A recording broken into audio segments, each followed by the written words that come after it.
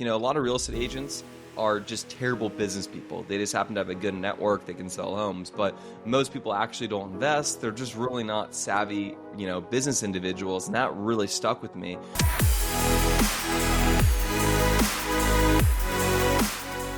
Welcome to the Build to Billions podcast, where we guide successful entrepreneurs and investors on their journey from millions to billions. We believe the key to scaling your business and compounding your wealth starts every single day with a mindset and practice of stewardship over ownership and applying billionaire biblical principles. Our ultimate goal is to help you scale and compound your wealth and life so you can give more or all of it away to help MVPs. Hey, I'm your host today, Brett Swartz. On each and every episode, we feature some of the world's best top entrepreneurs, millionaires, and billionaires. They share their principles, values, secrets, and wisdom, providing each of us with insights we need to reach the next level of success, faith, and impact. Hey, I'm excited about our next guest. He's out of the great state of California, now living in Arizona. We're going to be talking about, growing up in the Bay Area and also growing up and seeing real estate and how it's changed over the years, as well as multifamily investments, and then kind of give an overall 2025 outlook of what we're seeing today. Please welcome to the show with me, Craig McGrouther. Craig, how are we doing? Craig McGrouther. Craig, how are we doing?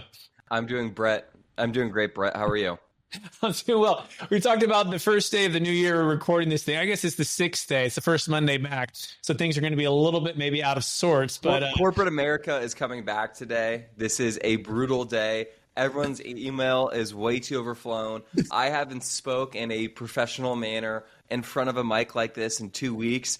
And just like you, Brett, I'm doing 10 meetings a day, basically Zoom or so, phone calls every day, being professional, being crisp, recording at least probably 3 podcasts a week. That has not been the case for the last 3 weeks. So I'm going to crawl, stumble, and fall through this one, but nonetheless grateful for you, grateful for the opportunity to speak today and to kind of share some sentimental and nostalgic thoughts on what the Bay Area used to be, what it's like now perhaps, and everything else in between when it comes to the real estate world in 2025. Absolutely. We were just talking about basketball and growing up. You played golf at St. Francis, amazing school in the Bay Area, and I played at Rockland High School, and there was a battle in 2001 for the Final Four of the high school Division II men's basketball. And so we were up by 4. The crowd was all sold out, it was a home game for us. Both gyms were sold out, the TV stations. It was, we had won the section title. We were the top in the area and all this really cool stuff. And, deep into the playoffs, and we're up by 4 points. And our point guard, we had the game. Our point guard goes for these 2 steals. And I'll never forget. I'm like, why did he go for the steals? They were out. They weren't like a great steal. It wasn't like, oh yeah, go for it. It wasn't just thoughtful, right? It wasn't thoughtful. It was kind of a risky steal. Anyways, their point guard, who's a star, ends up hitting 2 threes, back-to-back possessions on the same play over the same 2 steals. And they go up by 2, and literally all the momentum gets pulled out of the room. And so that was the end of that was my junior season. That was the end of it. And then they went on to lose to Dominguez Hills, which had Tyson Chandler, who, not a bad person to lose to. He was MVP in the NBA. Yeah, he's incredible. Played for the Mavericks, got a title, all this stuff. Anyways, but you played golf. That's cool. Tell us a little bit about that. Growing up playing golf at St. Francis and the Menlo Park and that whole thing. Yeah, well, it's kind of funny. Growing up, golf was not cool. So golf was kind of lame. Golf was stuffy. Now, obviously, Tiger Woods definitely made golf a little bit more in vogue and trendy. It gave a little more of an attitude and a flair than what was there before. That obviously came up around that, as you mentioned, 2001 timeframe when you were in high school. I'm sure you remember Tiger Woods kind of setting records and was basically being a phenom, had all the acolytes, was doing great.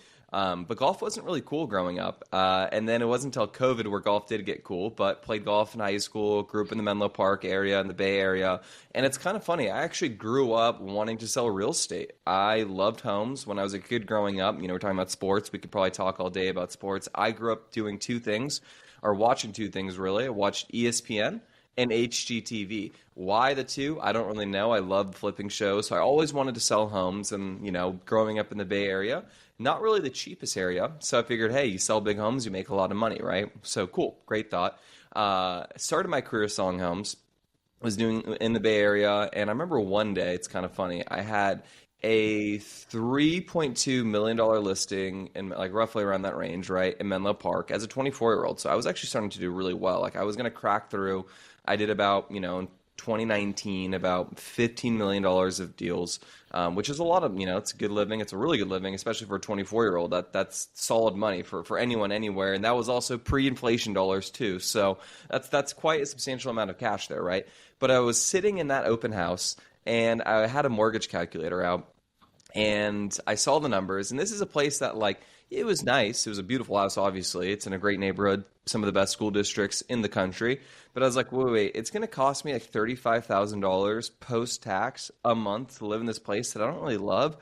It's like, I don't know if this really makes sense for me. So, that thought there with the change of the Bay Area, with kind of the cultural shift, when I grew up there, I'm sure when you grew up there as well, being the San Jose, Sacramento area, incredible. Wouldn't trade my childhood for anything, but things change, things evolve. The tech industry, I definitely think, prompted the switch a lot quicker. But the Bay Area was such an amazing place growing up. It's just not really the most recognizable now from a cultural human capital perspective.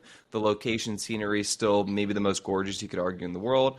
I mean, anything in the world can grow there. It's beautiful. I think you mentioned you live in Florida now. Being in Phoenix, I miss the rolling hills. I miss the greenery. I miss the incredible crisp air. But it's a little more affordable now. It's a little bit easier to live out here, which is, in my opinion, really incredible for myself to kind of build a career and to, own real estate, to buy, to sell, to defer capital gains, to do all the fun tricks, things of that nature. I'm looking to do that, and it's really difficult to do that if you want to be on the I side, as Robert Kiyosaki would say, the investor side of things. You really can't do that in the Bay Area or in California. It's so expensive. So I kind of learned, hey, looking around, what would be a smart play? Moved to Phoenix, Arizona. I went to the University of Arizona from 2012 to 2016. So going to University of Arizona, I had a built-in network in the kind of the Phoenix area. Wasn't going to move to Tucson for quite obvious reasons, but went to the University of Arizona, loved it, moved back to the Bay Area, as I mentioned, was doing real estate there. Figured out that it just wasn't going to work out long term for kind of what my goals were. And the other thing as well, speaking of the Bay Area, is I'm sure you know this, but there's just no velocity or turnover in the market for homes, for multifamily, for anything. What does velocity mean to those listeners? Velocity means essentially people selling their assets or trading their assets, right? So when there's not a lot of trades going on, that means there's not a lot of deals going on. If there's not a lot of deals going on, there's not a lot of commissions to be made. And that problem is only getting worse really throughout the entire country with lower interest rates, or I guess not lower interest rates, but most people locking in sub 4% debt. There's a lot of people that will either hold their asset or it's too expensive to move. Either they want to trade or do something that they want to do. They might take an HELOC out. They might just keep their house as a rental and move to the next spot and rent that. But bottom line is, velocity is only getting worse. So I'm very grateful that I made the switch. I'm grateful that I'm in Arizona now. But I'll let you kind of unpack and kind of poke and prod with questions. Yeah, no, I think that's awesome. It's a really cool background. And you're right. Yeah, golf did get much cooler with Tiger Woods. It's a great place. I think sports is so important to start at a young age, and something that you love and are passionate about, you can pour your energy into. Helps build that grit and that tenacity, that focus, that energy. And also, of course, golf, you can get outside, and it's a beautiful game to play. So golf was it, and then it was University of Arizona, and then it was also real estate at a young age. You fell in love with HGTV and hey, how do I sell houses? And so that's neat. And then ultimately you fast track, and now you're at Lone Star Capital, and now you guys are focused on multifamily properties, right? And so talk us a little bit about that transition and how's it been so far, and what do you love? What is surprising, and maybe what's kind of the feel for 2025? Yeah, absolutely. So much to unpack here. So was selling homes again in Phoenix, moved out here, kind of figured out, got a job, kind of transplant me over here just to figure out what would be, worked with a tech company, was in kind of real corporate America for about 9 months, hated it, was not the right fit for me. Perhaps when you get the autonomy in the agency and get the big commission checks of selling homes, you kind of get that addiction going, you get big chunks and you love it, and none of it's withheld. You get your deductions. It's a lot more fun than being in the corporate America, having 2 meetings with a manager a day here and there who you may or may not think so highly of. Not that I didn't think highly of my actually people. They were actually really awesome, but I looked around at some of these people and respectfully, I just can't take you seriously. And now I know that sounds a little condescending, but I couldn't. Okay, it's just my reality. Maybe a controversial thought, but it is what it is. So was doing that. Then I got back into selling homes. And then summer of 2020, this guy named Rob Beardsley came to visit. I knew him before, but he came to visit my roommate at the time because they were very close friends. And then we became the best of friends. So he came in July for what we thought was going to be 3 weeks. He ended up staying in 3 months because New York City was not the most fashionable or fun place to be during COVID, during the heart of the lockdown of 2020. So he saw me take my real estate career from 0 to 100 right away. I mean, basically, first year sold about, 20 houses or so. The next year I sold, my second full year, about, I want to say 45 homes in the first 3 quarters of the year. To which after that point, he saw me and I saw his firm kind of taking off. I was like, well, if we could ever work together, I'd really want to do that. And I was kind of getting it at the ground level of Lone Star Capital. So he saw me kind of take my career from nothing to something. And he didn't have a formal salesperson at the company. So I felt very grateful that it was just a perfect timing. I kind of spoke it into existence. I was saying, hey, there's an opportunity for us to work together. That'd be great. Because the way I was looking at this is, how do you get to the principal side as quickly as possible? So there's multiple ways to do it. But I figured that if I had, kind of carrying these deals, if I had acquisition bonuses in them, performance, I could compound my wealth really well and kind of have it hands off as opposed to buying home after home after home. I'm not saying that either strategy is wrong. It's just I wanted to get in the vehicle that got me quicker to ownership, where I had passive income coming in, where I could work if I wanted to work. So that's how we got over to Lone Star Capital. Now the market is. Oh, I pause there. This is big, right? Because there's a lot of entrepreneurs. There's a lot of really successful real estate agents that they get very, very focused, and I think it could be addicted, could be the word, right, to these big commissions, and they don't necessarily ever take the time and energy to invest in real estate. There's some crazy stat that like 85 or 90% of all real estate agents never actually invest into owning real estate, right? Oh, they don't eat what they cook. Yeah, they don't eat what they cook. They also, a lot of times, they're just, maybe okay salespeople. But I'll never forget this. Dominic Nicoli, who's a top producer, works for Intero in the Bay Area. You're probably not listening to this, but if you are, hello. Great to connect. Great to see you. But he was saying, it's so funny. And he was victim of this at one point. He admitted to me in his own career until he got more mature, more wise, and just better at business. But he's like, a lot of real estate agents are just terrible business people. They just happen to have a good network. They can sell homes. But most people actually don't invest. They're just really not savvy, business individuals. And that really stuck with me. And I was grateful. My dad is a financial advisor. So the way I was looking at this was, to me, there's multiple ways to skin the cat and get to where you want to go. You can do stocks and bonds, or you can do real estate. Real estate just always made sense to me. Invest in what you know, as they say. Yeah, and so I love this that you actually took your dad. I guess your dad a part of it. That maybe kind of a mentor / agent you looked up to, advice, and you took the jump even when you're being ultra successful to get on the principal side, to get on I call it the tax flow side, not just the cash flow, right? And because growing up in California is so big. And especially it's changed. Part of what has changed is it's become harder and harder to do deals. The return on equity is harder and harder to make sense of. And part of why it's also stagnant in the marketplace is the very fact that, people don't want to trade and pay massive capital gains taxes. It's not just the interest rates are locked in at low rates, but although commercial it's 3 to 5, 7 years, residential for sure 30 years. But they're like, I don't want to pay massive tax. I also don't want to start over with new toilets, new trash, new liability.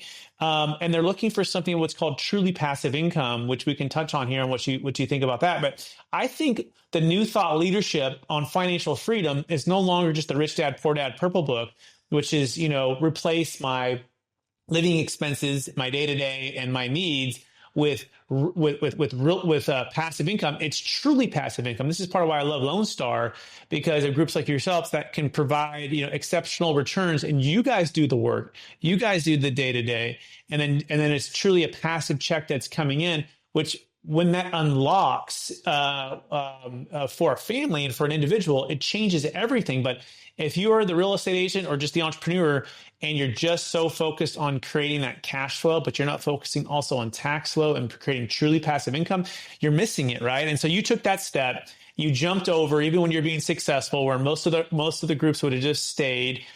Before we shift into that, one other thing too is capital gains tax. We actually did a sale in Palo Alto, an $8.3 million home sale for a seller who would not have sold except for we were able to defer his capital gains taxes.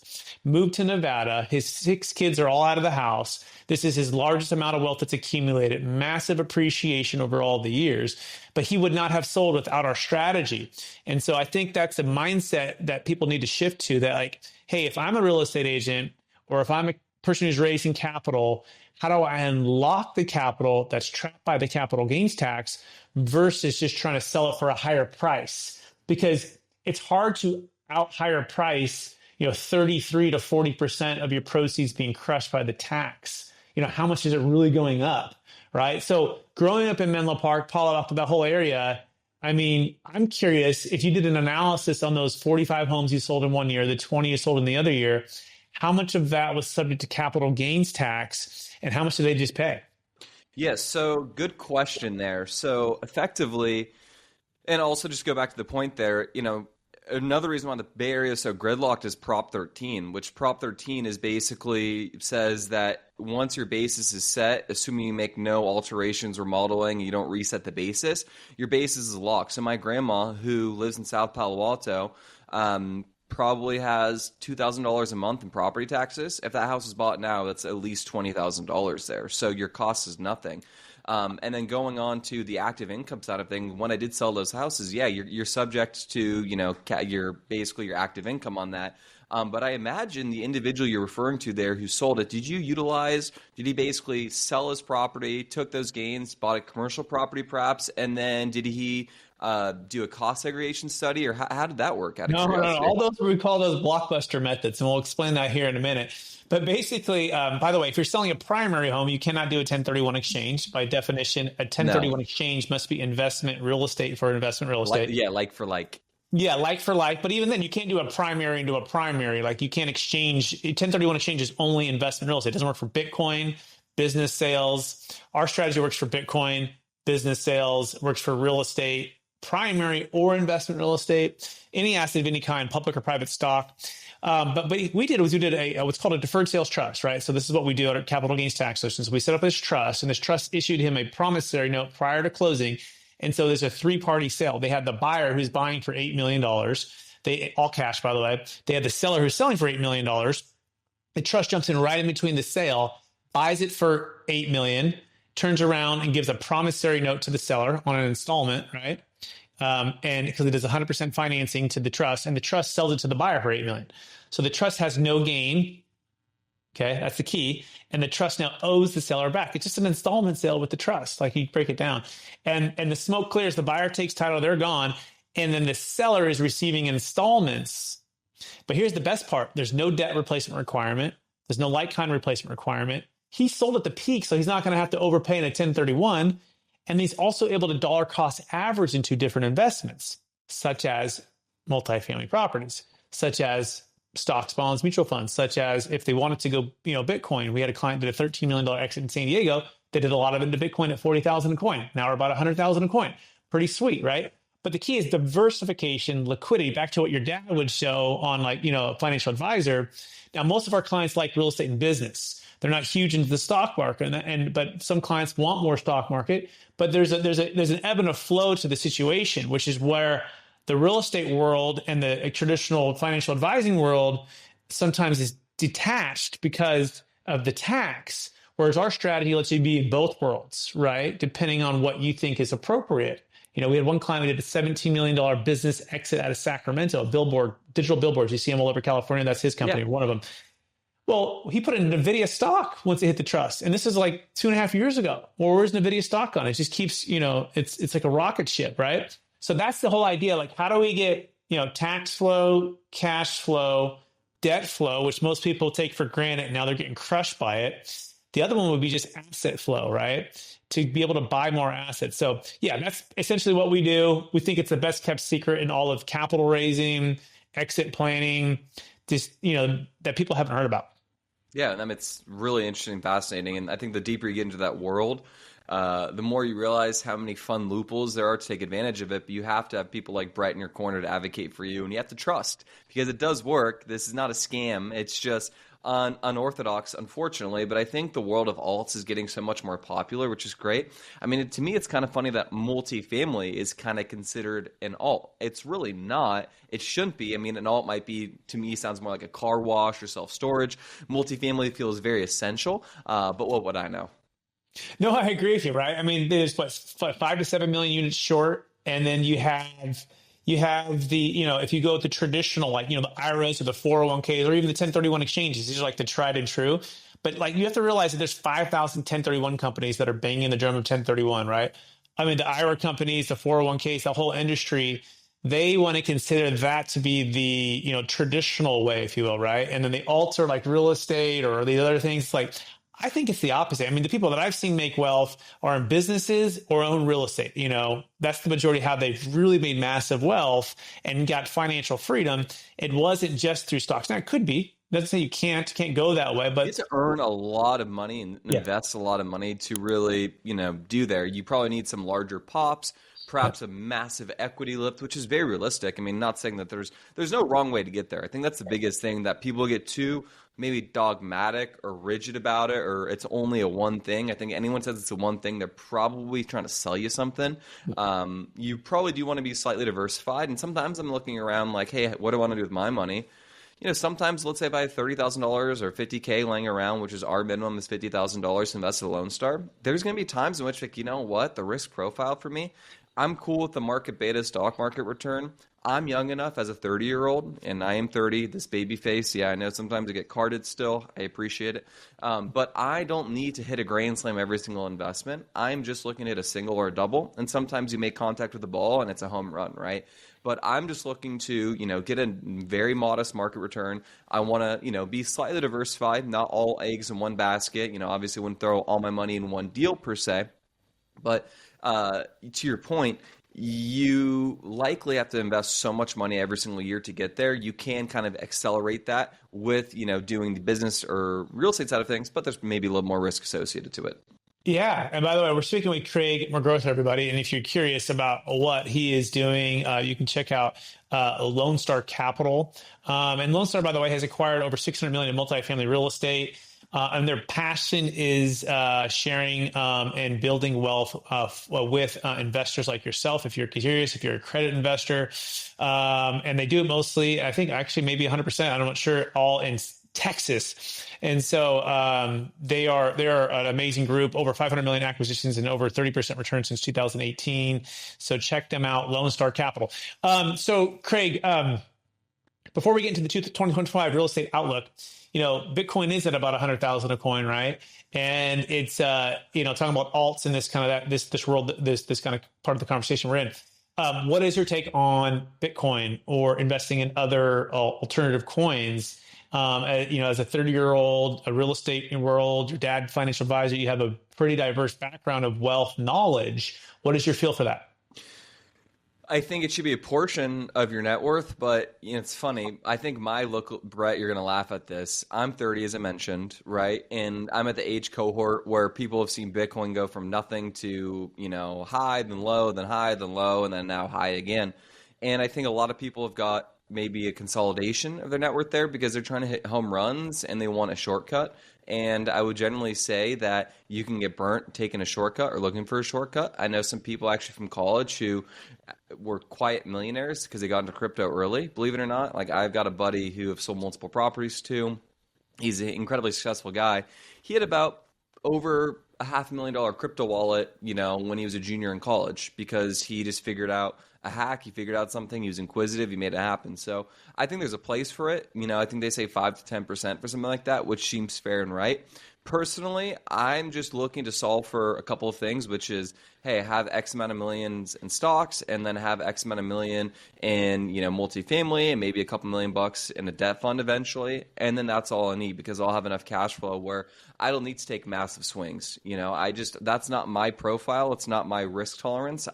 Will take smart risks, but I don't understand it. So I can't speak to it as well, but I definitely think people should have it. I just didn't get into it yet. And at this point, I'm fine with, investing, call it 100K here, 100K there, making $500, $600 a month and moving on with my life. So, yeah. Oh, cool. That's good feedback.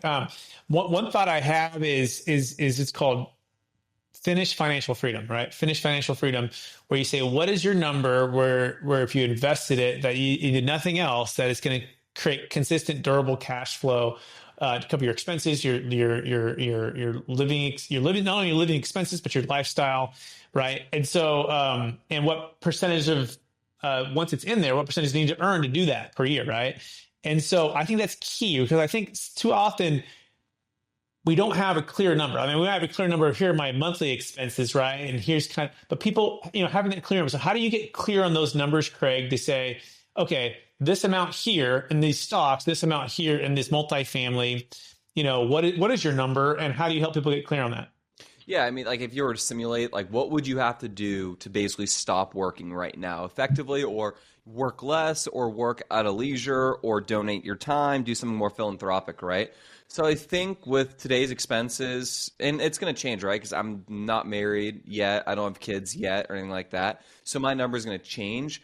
Where I think I would kind of feel comfortable stop running through the goalposts is, let's say if I had roughly $10 million in, dollars working for me, probably not in stocks and bonds. It's different. That's more of a growth play. But let's say, if you've got $10 million working for you and it's making 5 to 6%, well, you do the math on that. Particularly multifamilies, if you had a consolidation of that there, your cash flow should be tax-free with how the structuring is, or should be deferred, I should say. And then I would have some money in debt, So if I had to kind of build a matrix of things, of dollars working for me, if I had around $10 million, I'd probably want to have 7 in multifamily, or, cash flowing assets, mobile homes, things of that nature. Call it, let's say, 5 in multifamily, $1 million in mobile, or 6 in multifamily, $1 million in mobile homes, and then 3 in debt. That would get me to about, probably somewhere between a 7% blended return on cash flow.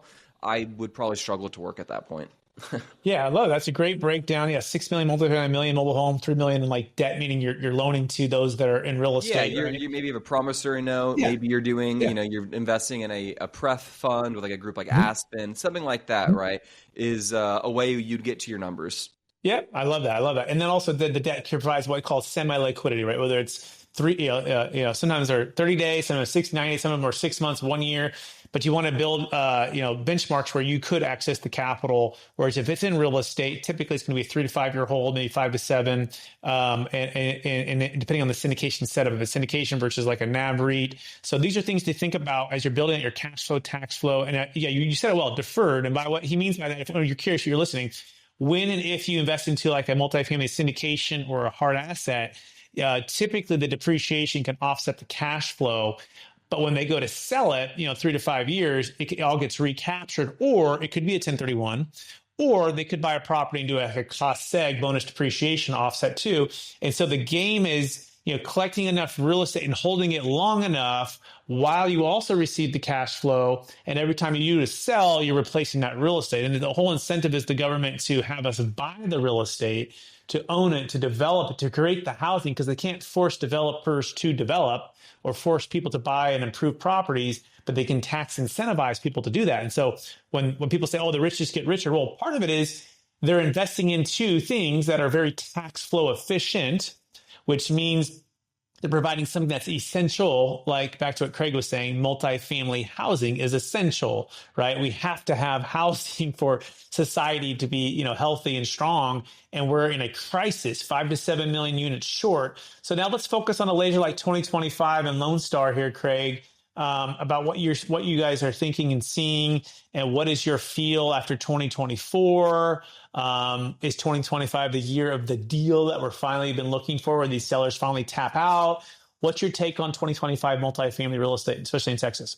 Yeah, so we only buy in Texas. So I think this year is going to be really slow to start, because quite frankly, no one is selling right now if they have the option to not sell. So people are kind of going through everything they can to, as they say, extend and pretend, survive till 25 has been the theme. It's probably going to be till 2026 is the survival rate, as they say. But ultimately, it's going to be a slow and choppy year. We bought 3 deals last year from a seller in which the equity was forcing the sale. another deal that they were closing up a fund on, and then one deal they're basically going to go under on as well. So we bought 5 deals last year in 2024, which we're proud of. This year, I think it's going to be slow. Typically speaking, we'd want to have a deal that we're shopping around right now, we're kind of capital raising for, but we don't have that because the bid-ask spread is so large. And I think it's caused by a couple of things, but the main reason why that is I would say the volatility in the treasury market. So there's a big conflation, or I think people really confuse and conflate two things, which is, oh, rates get cut, but your debt's really actually not always tethered to, theoretically, where the treasury market is. And we often like to use fixed rate debt, and we want to pencil up deals on a 5, 7, and 10-year debt note. And if we're going to do a fixed rate debt, which is a lot safer, a lot of people got burnt from, the floating rate debt, which we actually do like in some circumstances. I would actually argue right now is when you want to float. But if you're looking to size up a deal for 7-year fixed rate debt, let's just call it the middle between the 5 and the 10, that debt note is looking at 6.5%. And if you think, debt is going to go down, you don't really want to lock in that high of a rate because you're probably going in at negative leverage because cap rates haven't moved that much. So the market is just really choppy. It's very, as a phrase is, frozen. So it's just kind of a tough time in the market right now. And the other kind of X factor is, you did mention there's a substantial shortage of units in the country. That's very true. But there's actually a historical level of delivery going on right now, particularly in a lot of Texas markets where we play, mostly in Houston. Not too much going on there. But if you go to Austin, there's a very large number of units. Actually, there's 15% of the market coming online there, which is really going to hurt the market there. We're not in Austin. It kind of functions as a coastal market, although it's obviously in the middle of Texas. San Antonio is kind of struggling right now with some fundamentals. There's a lot of supply coming online and occupancy has gone down. Dallas, similarly, has a lot of supply coming online, but Dallas is just the darling that keeps going. It doesn't matter how much supply comes there. It seemingly always gets absorbed. But there's definitely wider than normal cap rates right now, but that doesn't mean that the deals actually still make sense. It's pretty brutal, and there's a lot of people that are obviously losing money right now. There's a lot of bad trades that happened in 2021 and 2022. That's well documented. A lot of people that are over-levered that are going to struggle. But the market's just tough right now. I'm not thinking that it's going to be some very clear path right now. And I think historically speaking, and I don't know, Brad, I'd be curious to get your take on this. Every time, there's a big, issue, whether it be 2008, 2010, when the deals were obviously the best in retrospect, or even right now, the deals at the time still felt very thin. Buying it still felt like a challenge. To make it size up still feels like a challenge. And we're kind of experiencing that right now. So do I think this is a generational buy time? No, but it's probably a really good buy time. Okay, that's good feedback. Again, we're speaking to Craig McGrouther. You can go to Lone Star Capital to learn more about him. I think it's lonestarcapital.com. Yes. And lscre.com. Yeah. So, a couple thoughts on all of that. So that's good. I like the frozen, I like the choppy. Before we dive into those, I'm curious. You said you bought 5 deals in 2024. What was the number one deal? And maybe you can break down what made it so attractive, and some general numbers. If someone put $1 million into it, how are they doing so far, right? And what's the average cash on cash, and what's kind of the feel for that? Yeah, it's a great question. So the best deal we did was a deal called Cortland Copperleaf, formerly known as Cortland Copperleaf, obviously from the seller, Cortland, very big seller. They had a equity distress situation from a seller who was looking to exit from the property. They lost about $7 million on a $34 million acquisition, or maybe about 6 or so, which is proportionally speaking a lot. Basically, equity got largely evaporated. Maybe they got 50 cents on the dollar back from that investment there. We bought that deal as a deal that had every unit turned over at a 6.2% cap rate, market rate cap rate, which was very wide. And we actually are going to do a tax exemption structure on that, which is the bulk of our portfolio is in the Houston market with the Houston Housing Authority. So that deal, we're about to do probably a refi in May, and we're kind of hearing that it might, refi about 50% of original dollars, and the dollars that are in there will cash flow about 10 to 15% post exemption or refinance out. And then currently it's cutting cash flowing at about 5 to 8%, or I think it's going to go up to 8% this month. So if you put in $1 million, that's 8%, which is about, call it $7,000-ish a month, $6,000 a month or so. So it's doing very well right now. And then, as I said, 50% of the liquidity will come back that you originally put in, hopefully halfway through the year, assuming things go according to plan. and the cash flow will actually almost double, is what we're hearing on projections. So that deal was just a deal that we bought at perfect timing when the market was absolutely dead. We locked that deal up in December when there was legitimately no buyers in the market. That's December of 2023. So that's kind of the benefit. You talked about dollar cost averaging early. You kind of mentioned that. Couldn't agree with you more. If you were not in the market, you would not have been in receipt of that deal. So we hit an absolute grand slam on that deal. A lot of our capital partners were kind of confused. Well, what's the value plan in this? Because, they say 6.2 cap rate. They're used to having to see, a kitchen do a before and after. This property was turnkey, ready to go. Every unit turned over. We just had to manage it, hold it, and sell it at a better time. Okay, awesome. Okay, I would love this. I'm going to try to break it down and for everyone to make sure we heard it back, right?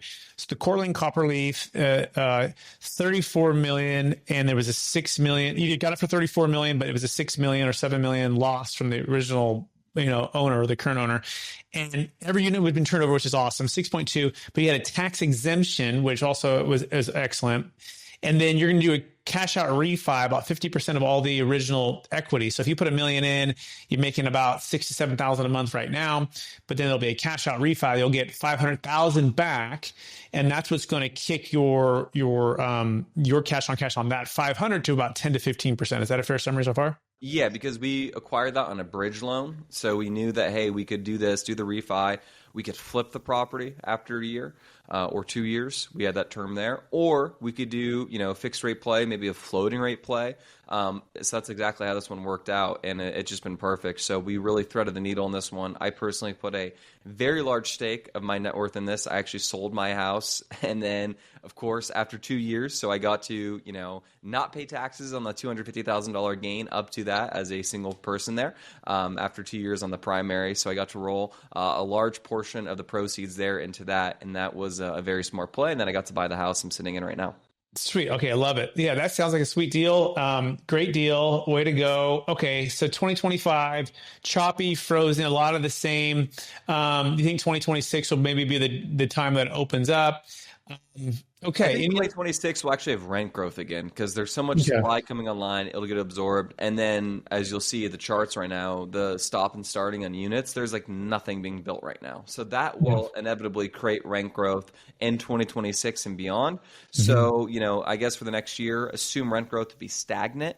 The economy is obviously really not in a good spot. It hasn't been in a good spot for really the last 2 years. I don't care what metric they're showing you. Yeah, maybe equities are high, stocks are high, but real estate's kind of getting crushed. Debt's getting crushed. I don't think the market's in a good spot. It hasn't been in a good spot for some time.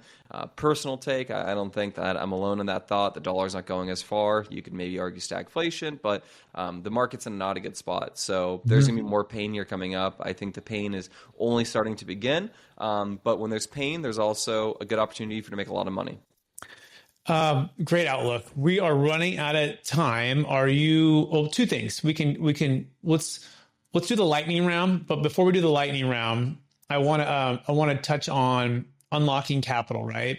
So versus just raising capital. So a little bit about what we do with capital gains tax solutions, right? So I'm curious, so the Bay Area, all the connections, I have all the connections, California, all those things, right? And a lot of the capital, it's like they look over the border and they're like, "Whoa, out there you can make all that money out there," or some people are just stay in California, right? But we want to. So what we do is we come in and we say, "Yeah, you can." And I'm on the other side now. I'm in Florida. It's safe over here. Like it's okay. Like actually, we're doing really well on some of these things here. The hurricanes and the alligators and all the things aren't destroying everything, but the cap gains taxes, right, are massive for those. And so we present and we say, hey, look, let me unlock the capital, defer it, and let's put it into these double-digit return, over a period of time, durable, businesses growing, they're coming to Texas, right, multifamily properties, and just connecting that bridge there. So I'm curious, like with who and what you're learning from me now as we talk, right? Do you see the bridge, right? By the way, it works for Bitcoin, works for businesses, works for real estate, primary homes. Do you see that bridge and how many people you could help by unlocking the capital to be able to invest with you guys? Yeah, for sure. I mean, quite frankly, the largest probably portion of our retail investor base, which is our in-house investors, are Bay Area people who are at this point really not investing in the Bay Area anymore. And then we're big fans of 1031 exchanges into our deals. So I think that we have the credibility there, such as people really kind of continuing that, and then us also having in probably 2 to 3 years more exits, so people feel more comfortable to give us more capital, to unlock more capital into our projects. Mm-hmm. That's awesome. Cool. And people want to learn more about how to do that, you go to capitalgainstaxsolutions.com or check out the book, Building a Capital Gains Tax Exit Plan, where we discuss all of these things with people like Kevin Harrington from Shark Tank. And we got like Neil Bala and Don Winter and other people in the book, which is really cool, capitalgainstaxsolutions.com. That being said, let's go to the lightning round. Mr. Craig, if you could go back to your 20-year-old self, what's the one gold nugget you make sure to tell yourself to do?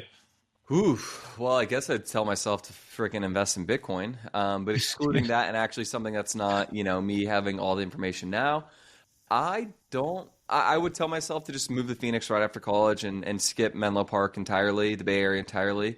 It's just not really a hospitable place for someone who's trying to do deals, who's ambitious.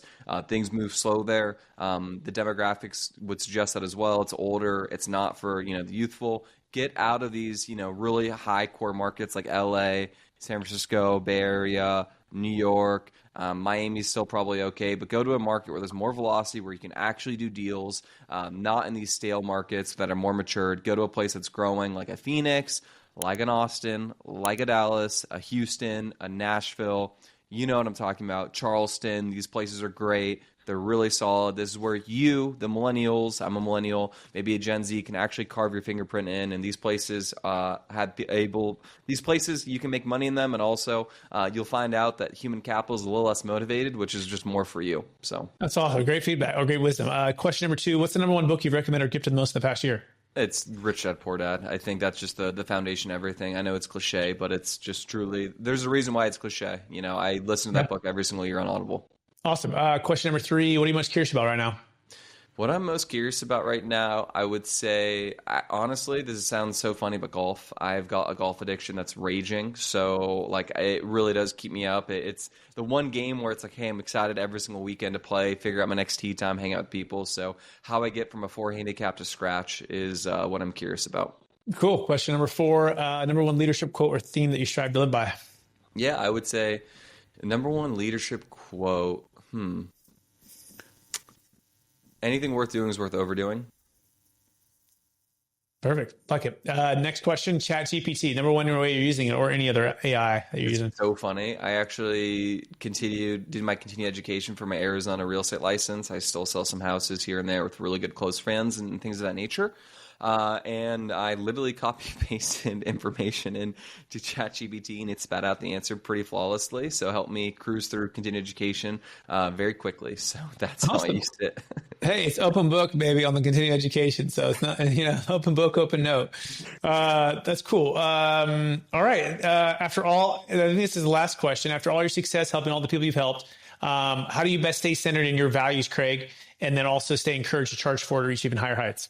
Yeah, I want to be steady Eddie as much as possible. So if I had a lot of money right now or no money right now, my day-to-day probably wouldn't change that much. I really like what I'm doing. So I think just staying grounded and staying to your goal and, chipping it away one thing at a time. I think when I was younger, I wanted to take, eat the elephant all in one bite. But now you realize you eat the elephant bite per bite, not the whole thing at a time. So just chip away at your goals and you're going to look up. And hopefully when I'm, 10 years more mature and wise, when I'm 40, I'll have everything I want and more. And then when I'm 50, it'll double and so on and so forth. So, it's just one little goal. I think one quote that I love is people overestimate what they can do in 1 year and underestimate what they can do to 3 to 5 years. So just remembering that. Awesome. Craig McGrouther, I want to thank you for being on the show. I want to thank you for sharing your wisdom with us. I want to thank you for your insights. I want to thank you for taking the jump to leave California and go to Arizona, and also really, really focus on helping people create and preserve wealth, get freedom, to get passive. So important in this day and age, because time is the one thing we cannot get back. So keep doing what you're doing. And also want to thank all of our listeners for listening to another episode of the Build to Billions podcast. We're also streaming on Capital Gains Tax Solutions podcast and YouTube channel. We're here to guide you, the successful entrepreneur or investor, on your journey from millions to billions, because that's the same journey we're on. We want to bring in amazing guests like Craig to discuss ideas and strategies and ways to create and preserve more wealth. But we believe ultimately the key to scaling your business and compounding your wealth starts every single day with a mindset and practice of stewardship over ownership and applying billionaire biblical principles. And our ultimate goal and encouragement for you is to help you scale and compound your wealth in life so you can give more all of it away to help MVPs.